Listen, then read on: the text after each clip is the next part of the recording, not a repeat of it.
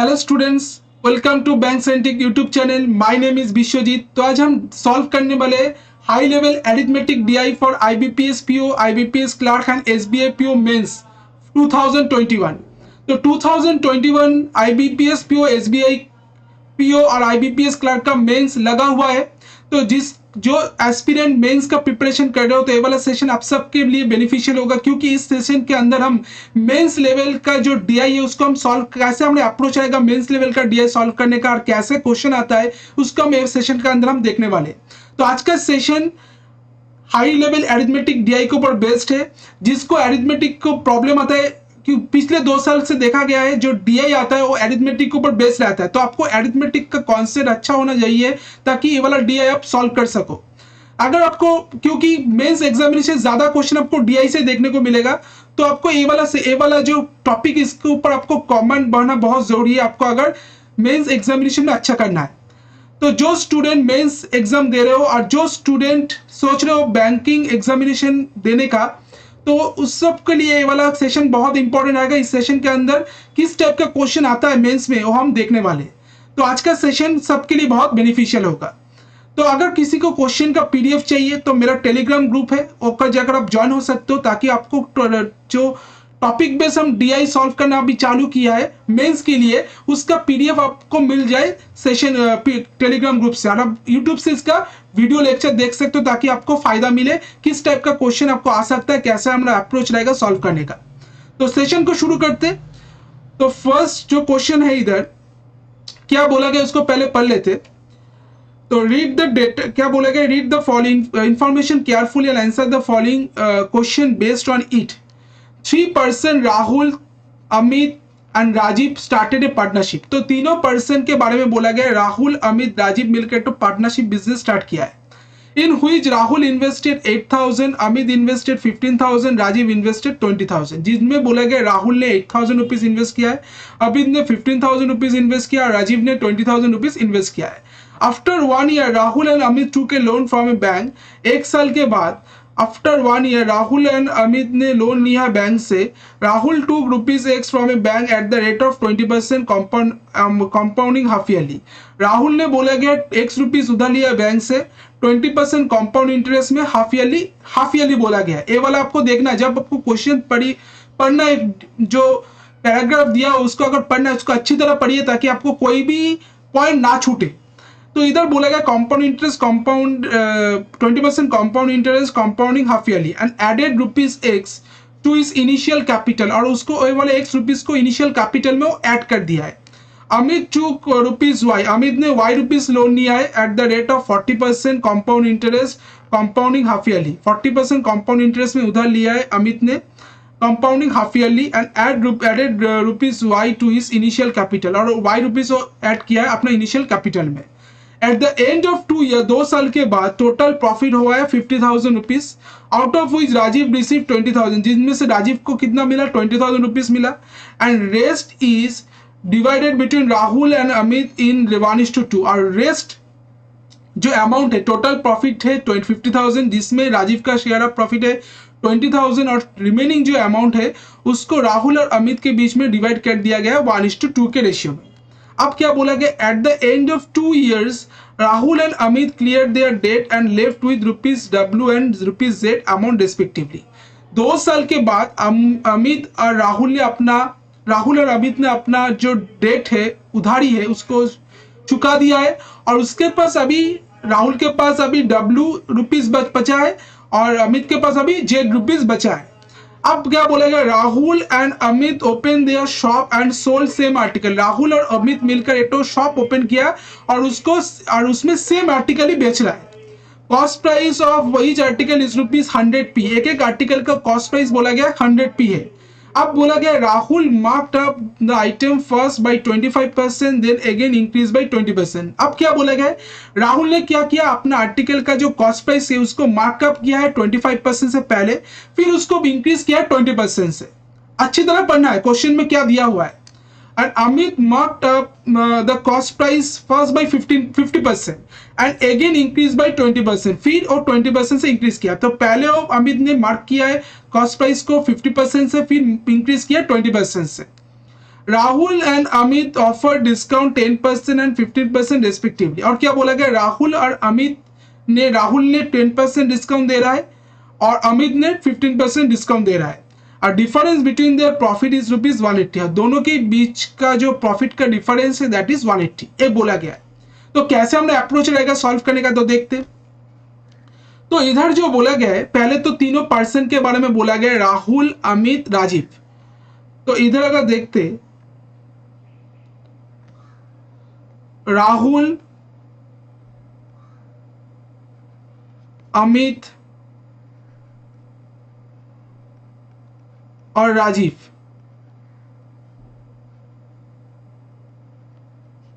अब बोला क्या गया है, राहुल ने 8,000 रुपीज इन्वेस्ट किया है, अमित ने 15,000 रुपीज इन्वेस्ट किया है और राजीव ने 20,000 रुपीज इन्वेस्ट किया है, ये बोला गया। तो राहुल ने कितने रुपीज इन्वेस्ट किया, 8,000, अमित ने 15,000 रुपीज इन्वेस्ट किया, राजीव ने 20,000 रुपीज इन्वेस्ट किया है। पहले इनिशियल इन्वेस्टमेंट तीनों का ए वाला रहा। अब बोला गया टोटल इन्वेस्टमेंट पीरियड इधर 2 साल है, आपको देखना पड़ेगा eight the end of 2 year total investment period जो है 2 साल है। उनमें से 1 साल राहुल 8,000 रुपीज इन्वेस्ट किया, अमित ने 15,000 रुपीज इन्वेस्ट किया। उसके बाद बोला गया उसके बाद वाला साल राहुल ने X रुपीज ऐड किया है अपना इनिशियल इन्वेस्टमेंट में और अमित ने Y रुपीज ऐड किया अपने इनिशियल इन्वेस्टमेंट में। तो अगर इधर हम देखते, पहले 1 साल तक राहुल ने 8,000 रुपीज इन्वेस्ट किया है और फिर अमित ने 15,000 रुपीज इन्वेस्ट किया है। उसके बाद वाला साल राहुल ने X रुपीज इंक्लूड किया अपना इनिशियल इन्वेस्टमेंट में, तो 8,000 प्लस X इंटू 1, और अमित ने 15,000 रुपीज इन्वेस्ट किया, 15,000 प्लस Y इंटू 1। और टोटल इन्वेस्टमेंट जो है, इन्वेस्टमेंट क्या है, पीरियड क्या है, 2 साल। तो राजीव ने 20,000 इंटू 2 टोटल इन्वेस्टमेंट होगा। अब इधर से हमको टोटल इन्वेस्टमेंट तीनों का मिलेगा। टोटल इन्वेस्टमेंट क्या होगा, टोटल इन्वेस्टमेंट क्या होगा, टोटल इन्वेस्टमेंट होगा दैट इज 16,000 प्लस X, इधर होगा 30,000 प्लस Y और इधर होगा 40,000। टोटल इन्वेस्टमेंट क्या होगा, राहुल का 16,000 प्लस X, अमित का होगा 30,000 प्लस Y, राजीव का होगा 40,000। अब बोला क्या गया है, इधर जो इंफॉर्मेशन दिया हुआ है, Rahul after 1 year Rahul and Amit took a loan from a bank। अच्छा, अब देखते, अब जो बोला गया टोटल प्रॉफिट इधर दिया हुआ है 50,000, जिसमें बोला गया राजीव रिसीव कितना कर रहा है, 20,000 रुपीज रिसीव कर रहा है राजीव, और रेस्ट जो है अमाउंट राहुल और अमित के बीच में डिवाइड होगा 1:2 के रेशियो में। तो टोटल प्रॉफिट जो बोला गया है दैट इज 50,000। टोटल प्रॉफिट जो है वो है 50,000 रुपीज। टोटल प्रॉफिट क्या है, दैट इज ₹50,000। ठीक है, तो टोटल प्रॉफिट अगर ₹50,000 है, उसमें और रिमेनिंग जो प्रॉफिट, टोटल प्रॉफिट, उसमें से राजीव का शेयर ऑफ प्रॉफिट क्या है, 20,000। Share of profit of Rajiv, share of profit of Rajiv, share of profit of Rajiv क्या है, that is 20,000। Share of profit of Rajiv क्या है, 20,000। तो टोटल प्रॉफिट 50,000, उसमें से राजीव का शेयर ऑफ प्रॉफिट क्या है, 20,000, और जो रिमेनिंग प्रॉफिट है वो राहुल और अमित के बीच में डिवाइड होगा 1:2 के रेशियो में। तो राहुल का शेयर ऑफ प्रॉफिट क्या होगा, share of profit of Rahul, share of profit of Rahul क्या होगा, share of profit of Rahul that is remaining profit कितना, 30,000, उसका 1/3, 30,000 का 1/3 दैट इज 10,000। और share of profit of Rajiv, Amit क्या होगा, share of profit of Amit, share of profit of Amit, Amit का शेयर ऑफ प्रॉफिट क्या होगा, that is 30,000 into 2/3 that is 20,000। तो इधर से हमको क्या मिल गया, इधर से हमको तीनों का शेयर ऑफ प्रॉफिट मिल गया। राजीव का है 20,000, राहुल का है 10,000 और अमित का है 20,000। अब हमको अगर देखते तो इधर से हमको क्या पता है, पार्टनरशिप जिसको पता है उसको पता है that is total investment is equal to share of profit. Total investment, ratio of share, total investment is equal to ratio of profit. तो इसको हमको इधर देखना है, तो रेशियो ऑफ, जिसको पता नहीं एक बार देख लो, ratio of share of investment is equal to क्या होता है, टोटल इन्वेस्टमेंट वाला is equals to ratio of share of profit. Ratio of share of profit होता है, शेयर ऑफ प्रॉफिट होता है, ठीक है, ये वाला हमको पता होना चाहिए। अब अगर देखते 16,000 प्लस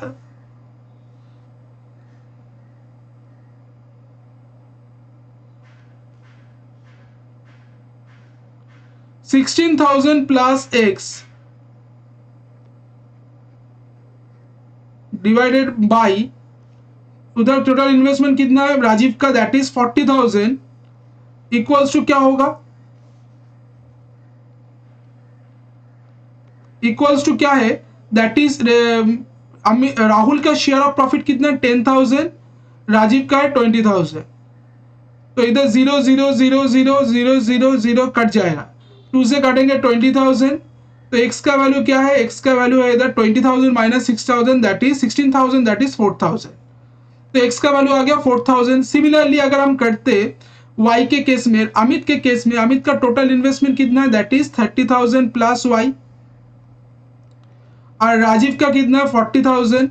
दोनों का शेयर ऑफ प्रॉफिट क्या है, अमित का भी है 20,000, राजीव का भी है 20,000, तो ये वाला कट जाएगा 1 होगा, तो 30,000 प्लस y का वैल्यू क्या है, दैट इज 40,000, तो y का वैल्यू इधर से हमको मिल गया, दैट इज 10,000, तो y का वैल्यू इधर से हमको मिल गया 10,000, तो x का वैल्यू 4,000 है, y का वैल्यू 10,000 है, तो इधर से हमको मिल गया। अब हमको अगर देखते, इसमें बोला गया राजीव अमित ने 4,000 रुपीज उधार लिया था 20% कॉम्पाउंड इंटरेस्ट हाफ ईयरली में, तो टोटल अमाउंट क्या हो रहा है, कंपाउंड इंटरेस्ट का फॉर्मूला तो हम जानते हैं, अमाउंट का अमाउंट क्या होगा, अमाउंट इधर होगा P plus 1 plus R by 200, half yearly बोला गया है, होल टू द पावर 2,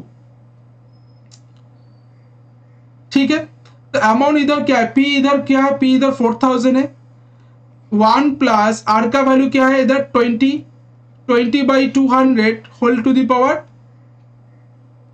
2, तो 0 से 0 कटेगा, 2 से 10, तो इधर आ जाएगा 4,000 इंटू 10, तो 11 माइनस 11 121 बाई 100, 0 0 काटेंगे, दैट इज 4 1 जा 4, 4 2 जा 8, 4 1 जा 4, 4840, तो इधर क्या आ रहा है 4840 टोटल अमाउंट जो आ रहा है, और इधर क्या आ रहा है, दैट इज अमाउंट इधर क्या आ रहा है, amount equals to P1 plus R by 200 whole to the power 2, तो इधर P क्या है 10,000, 1 प्लस R का वैल्यू क्या है, that is 40%, 40 by 200 whole to the power 2, 0 से 0 काटेंगे, 2 4 5 से 20, तो इधर आ जाएगा 10,000 इंटू 36 बाई 25, तो इधर क्या है 25 से इसको काटेंगे 400, तो 4 6 से 24, 1440, 14,400, तो इधर टोटल अमाउंट जो आ रहा है अमित राहुल के केस में, दैट इज 4840, 2 साल के बाद एक से मैंने, और अमित का आ रहा है दैट इज 14,400। अब क्या बोला गया इधर, अब बोला क्या गया है, अच्छा, at the end of 2 years Rahul and Amit clear their debt left with rupees W and Z, तो राहुल और अमित ने अपना डेट को उधार चुका दिया, और अभी उसके पास रुपीज W और रुपीज Z बचा है, तो राहुल के पास कितना प्रॉफिट आया था, कितना शेयर ऑफ प्रॉफिट कितना था राहुल का, दैट इज वो हमको फाइंड आउट कर चुके।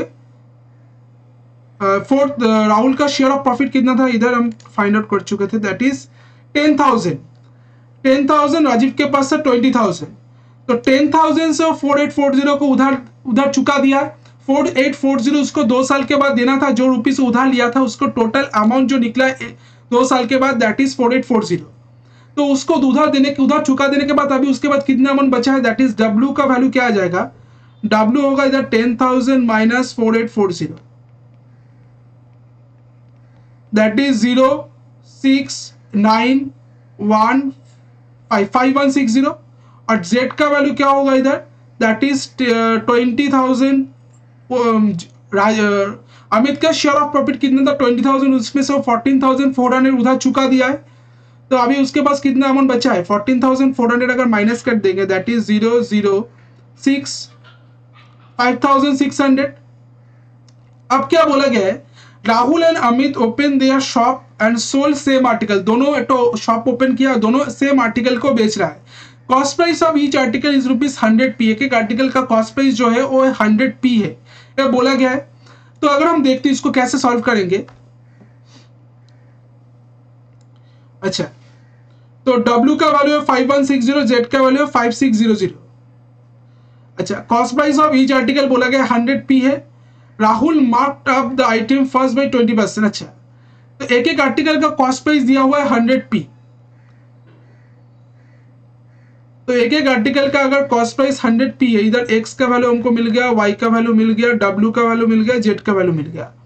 तो राहुल ने क्या किया है, पहले तो उसको 25% से मार्कअप किया है, फिर 20% फिर इंक्रीज कर दिया है। तो कॉस्ट प्राइस ऑफ आर्टिकल कितना है 100p, तो मार्कअप प्राइस क्या होगा that is 100p into 125/100 into फिर इंक्रीज किया है 20% से 120/100, तो 100 कट जाएगा, 0 से 0 कट जाएगा, 525 5 2 से 6 दैट इज 150p, तो इधर आ रहा है 150p। इसको समझ में नहीं आ रहा है, ये वाला आ गया 150p। तो मार्क प्राइस इधर से हमको मिल गया 150p, ठीक है। तो मार्क प्राइस अगर राहुल के लिए मार्क प्राइस कितना 150p, और अमित के लिए मार्क प्राइस कितना होगा, कॉस्ट प्राइस तो सेम ही है 100p है, सेम आर्टिकल बेच रहा है, कॉस्ट प्राइस के लिए सेम ही 100p, और मार्कअप प्राइस कितना होगा दैट इज 100p इंटू उसको मार्कअप किया 50% से पहले, फिर इंक्रीज किया प्राइस को 20% से 120/100, 0 0 काट देंगे, 0 0 दैट इज 180p, ठीक है। तो पहले मार्कअप प्राइस है 150p और इधर मार्कअप प्राइस है 180p। अब अगर देखते दोनों बोला गया है, राहुल ने डिस्काउंट दिया 10% और अमित ने डिस्काउंट दिया 15%। तो इसको अगर हम सॉल्व करना चाहे, इसको मिटा देते, अभी तो ये वाला चीज हो गया।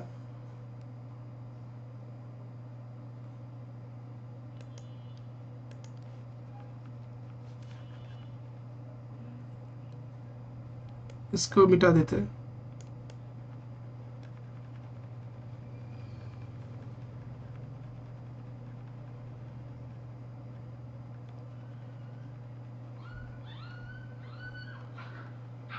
तो अगर हम देखते इसको क्या बोला गया है,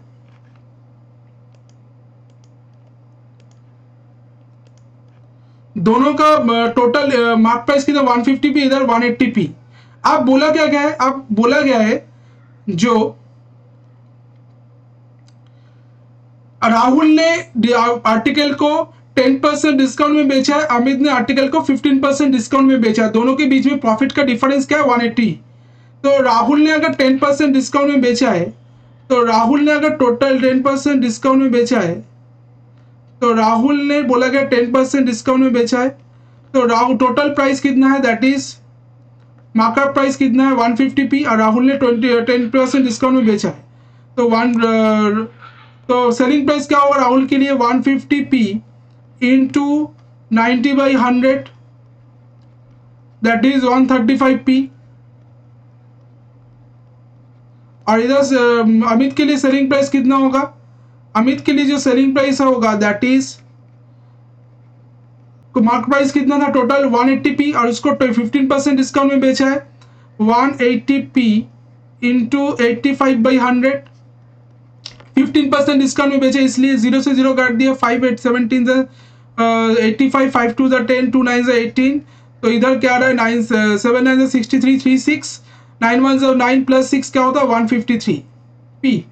तो इसके लिए इसका प्रॉफिट क्या आ रहा है, कॉस्ट प्राइस तो सेम ही था 100p, प्रॉफिट आ रहा है 135p minus 100p that is 35p, और इस केस में प्रॉफिट कितना आ रहा है 153p माइनस 100p, तो प्रॉफिट आ रहा है 53p। तो दोनों के बीच में डिफरेंस जो आ रहा है that is 180।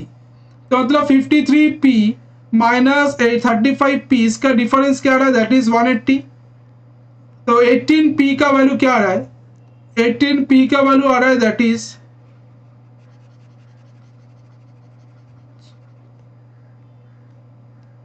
53p minus 35p, इसका डिफरेंस जो आ रहा है दैट इज 180। तो इधर आ जाएगा 18p का वैल्यू क्या है 180, तो p का वैल्यू क्या है इधर 10। तो इधर से हमको p का वैल्यू क्या मिल गया 10 मिल गया। तो p इधर क्या है 10। तो ये वाला हमारे पास जो डेटा था सब कुछ हम सॉल्व कर चुके। x का वैल्यू, y का वैल्यू, w का वैल्यू, z का वैल्यू, इधर p का वैल्यू भी हमको पता चल गया। अब हम क्वेश्चन में अगर मूव करते, क्या बोला गया है दैट इज फर्स्ट जो क्वेश्चन इधर दिया हुआ है, राहुल गेव, अच्छा वाला देखते हैं,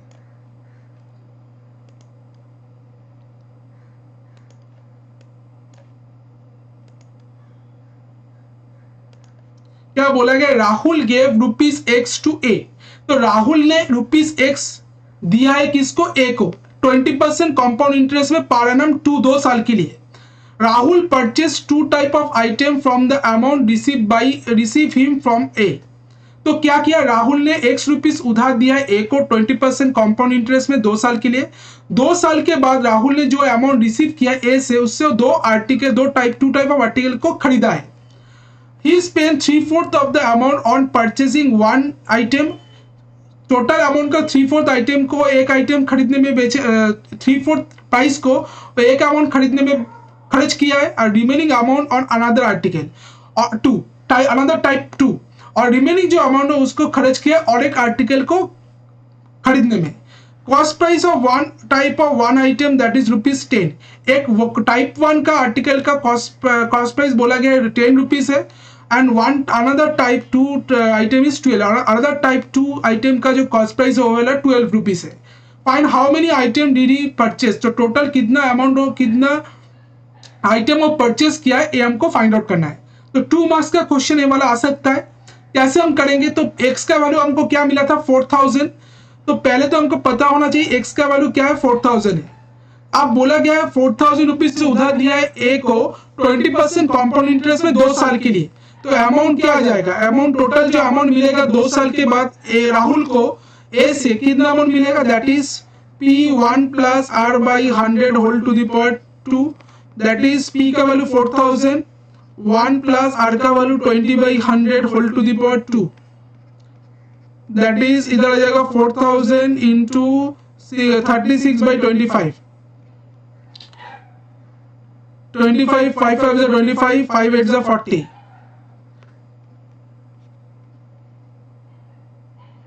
that is 16 6 96 9 9 3 43 48 प्लस 9, 48 प्लस 9 क्या होता है, 48 प्लस 9 का 57 55 7 6 0। तो मिला, बोला कि इसका 2 item 2 from the amount received him from A after 2 years he spent 3/4 of the amount on purchasing type 1। और उसका बोला कि इसका 3/4 अमाउंट वो खर्च किया है, स्पेंड किया है टाइप 1 आइटम को खरीदने के लिए। तो इसका 3/4 अमाउंट कितना हो, type CP of type 1 item का सीपी क्या होगा, दैट इज 5760 इंटू 3/4, 4 से काटेंगे 4 1 4, 17 4 4 16, 4 4 16, दैट इज 3 0 0, 3 4 12, 1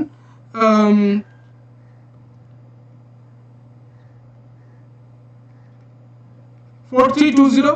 और सीपी ऑफ टोटल सीपी है और टोटल सीपी ऑफ टाइप 2 क्या होगा, दैट इज टाइप 2 का सीपी क्या आ जाएगा, that is 5760 into 1/4, that is 1440। तो type total CP of type 1 that is 4320 और total CP of type 2 that is 1440। तो टोटल नंबर ऑफ आर्टिकल कितना खरीद रहा है, दैट इज इधर आ जाएगा एक एक टाइप 1 आर्टिकल का एक एक आर्टिकल का कॉस्ट प्राइस कितना 10 रुपीज और टाइप 2 आर्टिकल का एक एक आर्टिकल का कॉस्ट प्राइस है 12 रुपीज। तो टोटल आर्टिकल जो खरीद रहा है टोटल आर्टिकल दैट इज क्या होगा 4320 बाई 10 प्लस 1440 बाई 12। तो इधर कट जाएगा 12 से 120। तो इधर क्या है दैट इज इसको अगर हम देखते 432 प्लस 120 तो टोटल नंबर आर्टिकल कितना खरीद रहा है 2 3 प्लस 2 5 4 प्लस 1 5 552। तो टोटल नंबर ऑफ आर्टिकल जो खरीद रहा है राहुल ने that is how many find the total how many items did he purchase. तो टोटल कितना आइटम परचेज कर रहा है दैट इज ऑप्शन नंबर 2 552 इसका करेक्ट आंसर। तो इसका करेक्ट आंसर आ जाएगा 552। नेक्स्ट क्वेश्चन जो दिया हुआ है उसमें क्या बोला गया दैट इज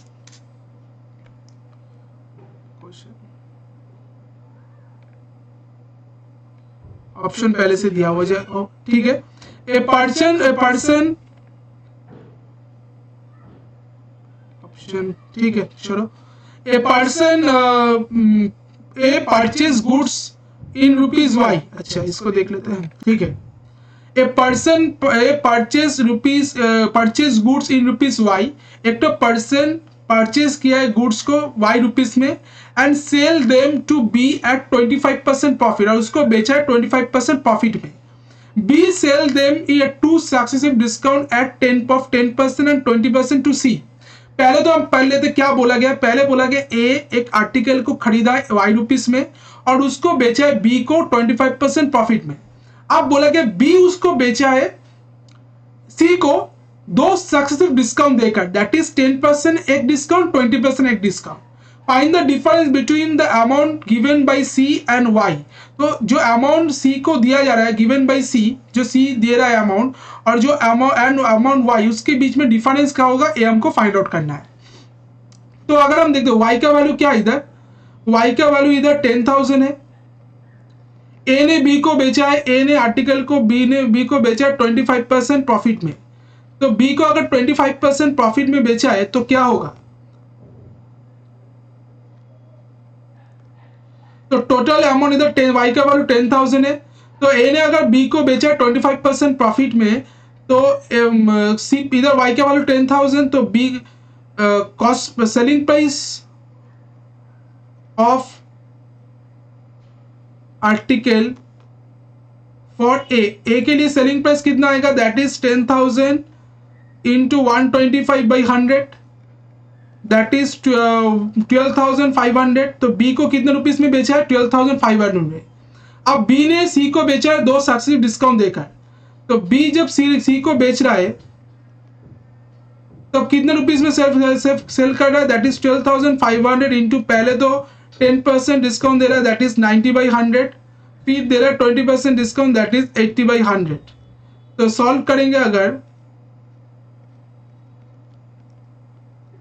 125 इंटू 8972 तो 5 to the 10 2 to the 4 5 2 1 2 250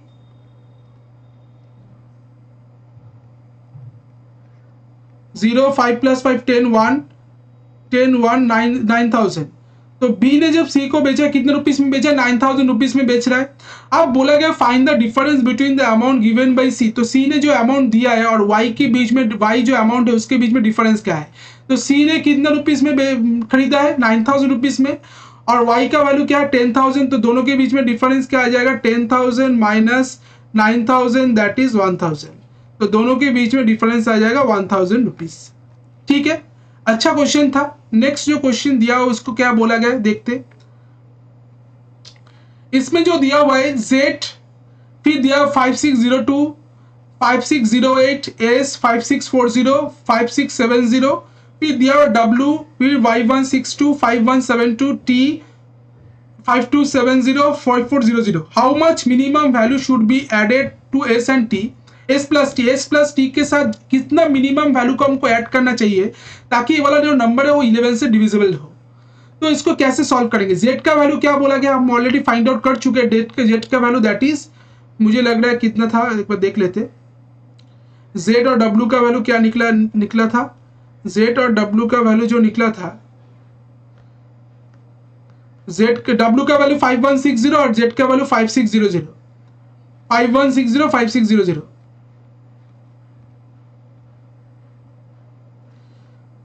तो जेड का वैल्यू है इधर 5160, फिर 5602, 5608, फिर एस 5640, 5670।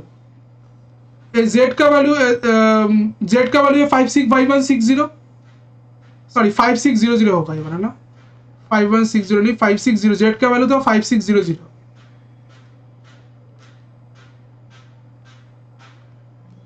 5600। तो इसको अगर हम देखते हैं डिफरेंस 2 आ रहा है, इसमें डिफरेंस आ रहा है 4, फिर इसको अगर डिफरेंस देखते हैं दैट इज 40, इधर 30। तो ये वाला अगर करते हैं 1 का स्क्वायर प्लस 1 करने से 2 आता है, इधर 6, दैट इज 2 का स्क्वायर प्लस 2।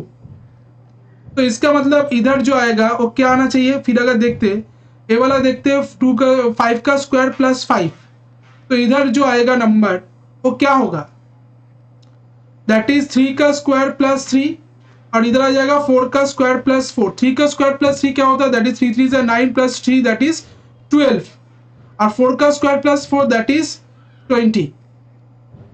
तो 5608, तो इधर एस का वैल्यू क्या होगा 5608 प्लस 12 दैट इज 5620, इधर एस का वैल्यू आ गया।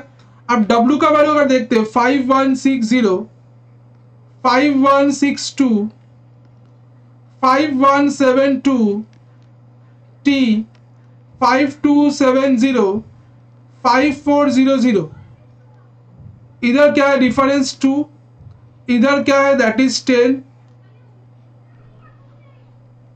और इधर क्या है 0 3 1 3 4 130। तो अगर हम देखते हैं 2 कैसा था, 1 का स्क्वायर प्लस 1 करने से, अच्छा 1 का 10 कैसे आ रहा है, अच्छा अगर हम देखते हैं इसको 1 का क्यूब प्लस 1 करने से 2 आता है, 10 कैसे आता है 2 का क्यूब प्लस 1, 2 का क्यूब प्लस 2 करने से 130 आता है, 5 का क्यूब प्लस 5 करने से, 5 का क्यूब क्या होता है 125 प्लस 5 करेंगे तो 130 आ जाएगा। तो इसका मतलब इधर जो आएगा वो आएगा 3 का क्यूब प्लस 3, और इधर आएगा 4 का क्यूब प्लस 4। तो 3 का क्यूब प्लस 3 क्या होता है 30, 3 का क्यूब होता है 27 प्लस 3 30, और 4 का क्यूब 64 प्लस 4 दैट इज 68। तो इधर जो नंबर आएगा T that is 5172 plus 30 that is 5202। तो इसका जो आ रहा है 5202 टी का वैल्यू, और इसका वैल्यू आ गया 5670। अब दोनों का अगर प्लस करते तो क्या देखने को मिलेगा, एस प्लस टी अगर करेंगे दैट इज 5620 प्लस 5202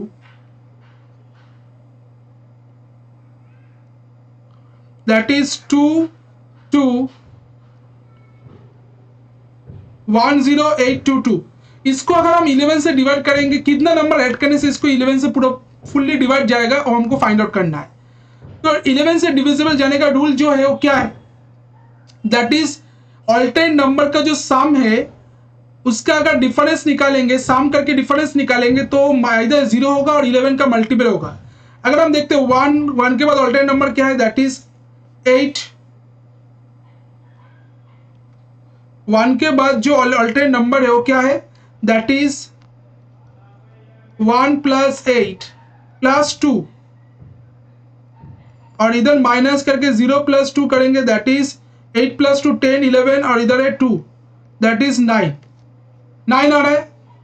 तो इधर 9 अगर आ रहा है तो इससे हम पहले क्या बोले थे 11 का डिविजिबल रूल क्या है, आपको अगर 11 का डिविजिबल रूल पता है, उधर बोला गया था जो अल्टरनेट नंबर था 1 के बाद अल्टरनेट नंबर था 8 के बाद अल्टरनेट नंबर 2, उसको सम करके और जो और एक अल्टरनेट नंबर है 0 2, उससे आपका जो डिफरेंस होगा इधर 0 होगा और 11 का मल्टीपल होगा। इधर 9 आ रहा है, हमको बोला गया कितने नंबर ऐड करने से, तो 9 के बाद कौन सा नंबर सबसे 9 के नियरेस्ट नंबर कौन सा है जो 11 से डिवाइड जाता है दैट इज 11। तो 9 के अगर हम 2 इंक्रीज कर देंगे तो हमको 11 आ जाएगा। तो ये वाला नंबर को हम 2 बढ़ा देंगे तो 11 वो वाला जो नंबर होगा 2 से 11 हो जाएगा। तो 11 क्या है, 11 से डिविजिबल जाता है। तो ये वाला जो नंबर होगा आंसर होगा दैट इज 2। एक बार फिर दो बोल दे रहे 11 का डिविजिबल रूल क्या है, अगर ऑल्टरनेट नंबर को हम देखें उसका डिफरेंस निकाले तो अगर इधर वो वाला 11 0 होगा और 11 का मल्टीपल होगा। अगर 1 + 8 + 2 किए दैट इज 11 और 0 + 2 किए दैट इज 2, 11 - 2 किए दैट इज 9 आ रहा है। 9 के साथ कितना ऐड करने से वो वाला 11 का मल्टीपल होता है दैट इज 2, क्योंकि 9 का नियरेस्ट नंबर कौन सा 11 है। तो 9 + 2 करेंगे तो 11 आ जाएगा। तो 11 को 11 से डिविजिबल जाता है तो इसका आंसर आ जाएगा 2 ऐड करना चाहिए। तो ऑप्शन नंबर 2 इसका आंसर है। ठीक है, नेक्स्ट क्वेश्चन देखते हैं। इसके बाद क्या दिया हुआ है, बोला गया amount W is to be distributed among 3 person in the ratio of 1:2:D and D का जो वैल्यू बोला गया वो है Z - 500p/100 - √9 find the value amount receive by third person. Third person कितना अमाउंट रिसीव किया ये हमको फाइंड आउट करना है। तो अगर हम देखते हैं इसको कैसे निकालेंगे, तो D का वैल्यू इधर क्या है दैट इज बोला गया है √Z - 500p।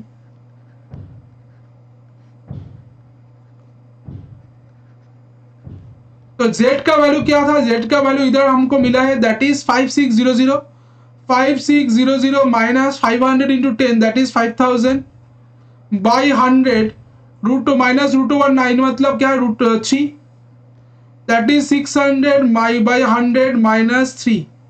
तो इधर आ जाएगा 6 - 3 that is 3। तो D का वैल्यू हमको मिल गया 3। अब दोनों पर्सन का जो अमाउंट का रेशियो है दैट इज 1:2:3 1:2:3। अब हमको बोला गया W का वैल्यू क्या है 5160। उसमें थर्ड पर्सन को कितना मिला, W का वैल्यू हम ऑलरेडी फाइंड आउट कर चुके हैं 5160। उसमें थर्ड पर्सन का शेयर क्या है, शेयर ऑफ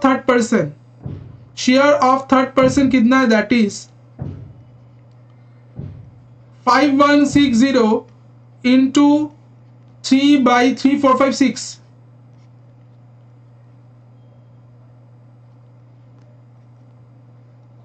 3 6 18 1 3 8 24 2580।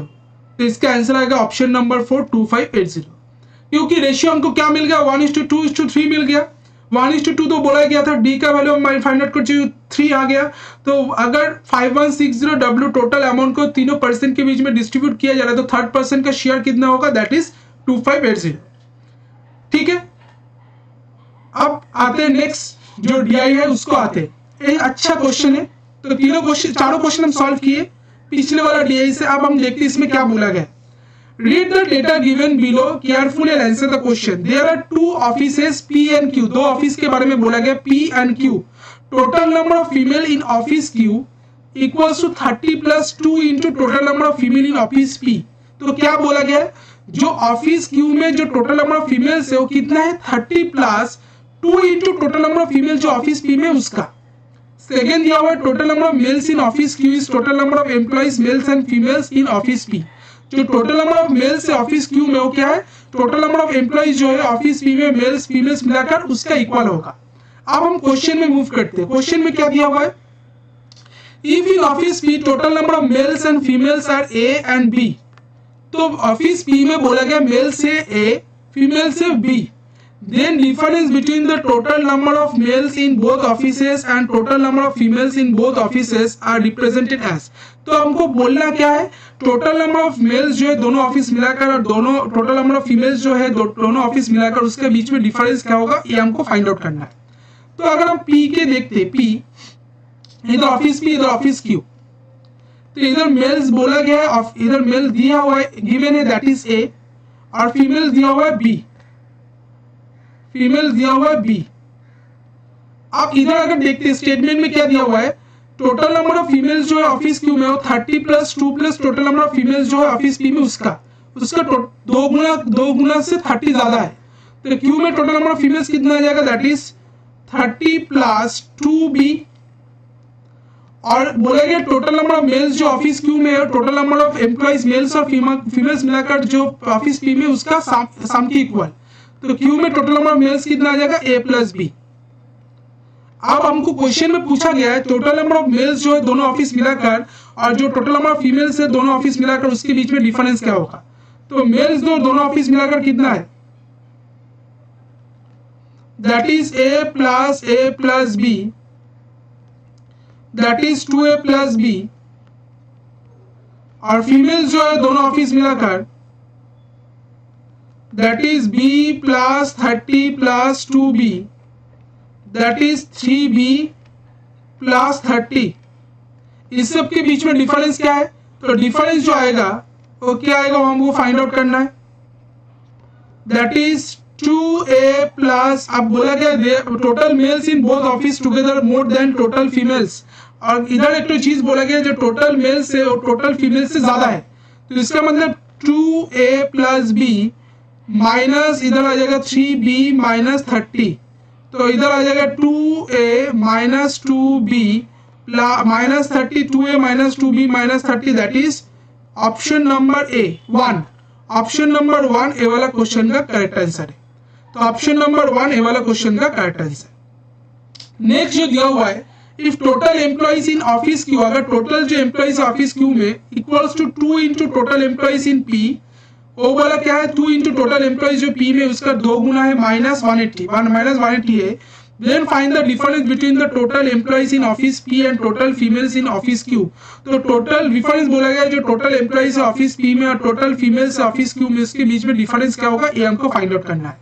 तो टोटल एम्प्लॉइज ऑफिस Q में वो बोला गया 2 इंटू टोटल एम्प्लॉइज इन P माइनस 180। अगर हम देखते हैं P और Q का टोटल एम्प्लॉइज, अगर P में x है तो Q में टोटल एम्प्लॉइज क्या होगा, that is 2 into total employees in office P, that is 2x minus 180। अब बोला गया then find the difference between the total employees in office P and total female in office Q। ठीक है, total find the difference total employees in office P and total employees in office Q। अच्छा, total employees हमको मिल गया। अब बोला गया था इसमें मेल और फीमेल, अगर देखते हैं मेल जो बोला गया था ऑफिस क्यू में जो है वो टोटल नंबर ऑफ एम्प्लॉइज के इक्वल है, ऑफिस पी में जो टोटल नंबर ऑफ एम्प्लॉइज है उसके इक्वल है total number of males in office Q. तो ऑफिस क्यू में जो टोटल नंबर ऑफ मेल्स है वो किसकी total number of employees males और फीमेल मिलाकर जो ऑफिस पी में उसके इक्वल है, तो इसका मतलब मेल्स कितना आ जाएगा ऑफिस क्यू में, दैट इज x। तो फीमेल्स कितना होगा, फीमेल्स होगा that is 2x minus 180 minus x, that is x minus 180। अब हमको पूछा गया total females in office Q में कितना है, ऑफिस क्यू में टोटल फीमेल्स कितना है, तो ऑफिस क्यू में टोटल फीमेल्स है